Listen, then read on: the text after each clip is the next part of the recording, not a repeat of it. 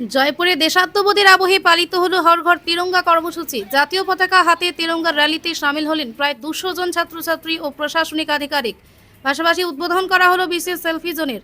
রবিবার 9 আগস্ট সকালে পশ্চিমবঙ্গ সরকারের তথ্য সংস্কৃতি বিভাগ এবং যুব কল্যাণ ও ক্রীড়া বিভাগের উদ্যোগে জয়পুর ব্লক ও পঞ্চায়েত সমিতির আয়োজনে এই কর্মসূচি অনুষ্ঠিত হয়। বন্দে মাতারাম দিয়ে অনুষ্ঠানের সূচনা হয়। এরপর জাতীয় পতাকার প্রতি শ্রদ্ধা জানিয়ে শুরু হয় তিরঙ্গা র্যালি। জয়পুর প্রাথমিক বিদ্যালয় এবং জয়পুর রামকৃষ্ণ কোচিং সেন্টারের ছাত্রছাত্রী উৎসাহের সঙ্গে র্যালিতে অংশ নেয়। অনুষ্ঠানে উপস্থিত ছিলেন Jaipur forest range officer, Kotulpur বিধানসভা কেন্দ্রের বিধায়কের প্রতিনিধি শ্রী নবকুমার চক্রবর্তী, জয়পুর থানা আধিকারিক এবং ব্লক প্রশাসনের আধিকারিক ও কর্মীরা। পড়ুয়াদের হাতে বাড়িতে উত্তোলনের জন্য নতুন দেওয়া হয় জাতীয় পতাকা। সমবেত জাতীয় সঙ্গীতের মধ্য দিয়ে শেষ হয় অনুষ্ঠান। প্রশাসনের পক্ষ থেকে জানানো হয়েছে 9 থেকে 17 আগস্ট পর্যন্ত সাধারণ মানুষের জন্য সেলফি জোন খোলা থাকবে। একই সঙ্গে জয়পুর ব্লকের বিভিন্ন এলাকায় চলবে হর ঘর তিরঙ্গা কর্মসূচি। Piece news Bangla. প্রতিটি ঘরে ছাদের উপরে শুরু হয়েছে 17 তারিখে শেষ হবে এই অনুষ্ঠান।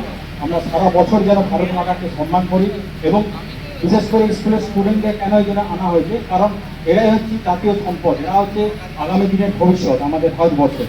তো আমরা যদি ছোট ছোট ছেলেদেরকে শিক্ষা দিই যে ভারতকে সম্মান করতে হবে, আমরা সবাই সম্মান করি, কিন্তু আমাদের এককভাবে একতার সহিত আমাদের প্রতিজ্ঞা করতে হবে যে আগামী দিনে কোনোদিনও ভারত মাতার নামে যদি কোনো বদনাম হয় আমরা রুখে দাঁড়াবো।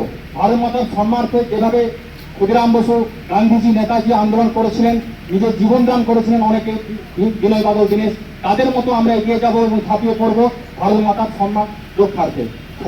সবাইকে আন্তরিক অভিনন্দন এবং ধন্যবাদ জানিয়ে আমি আমার বক্তব্য শেষ করছি এবং আজকের অনুষ্ঠান এখানে শেষ হলো। যারা এসছেন প্রত্যেককে আমি। পিস নিউজ বাংলা, সত্যের পক্ষে, শান্তির পথে।